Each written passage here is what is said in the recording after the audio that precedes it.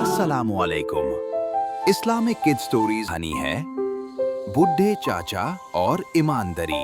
एक छोटे से गांव में एक बुजुर्ग रहते थे। उनका नाम था अब्दुल्ला चाचा। वो बहुत गरीब थे, लेकिन उनका दिल बहुत अमीर था। वो रोज अल्लाह से दुआ करते थे, या अल्लाह मुझे ईमानदार रहने की तौफीक दे, आमीन। एक दिन अब्दुल्ला चाचा बाजार जा रहे थे।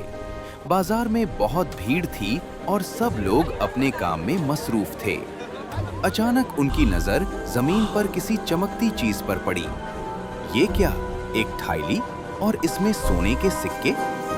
अब्दुल्ला चाचा ने धीरे से थाली उठाई।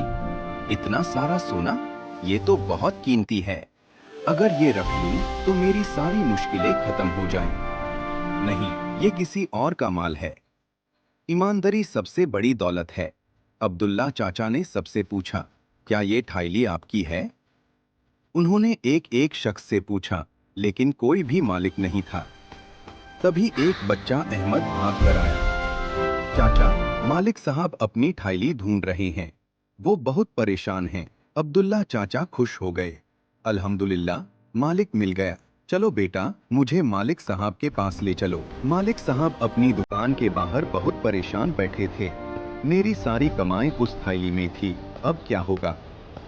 मालिक साहब, अस्सलामु अलैकुम। ये आपकी थाली है, मैंने बाजार में पाई थी। मालिक साहब हैरान रह गए। ऐसी ईमानदारी!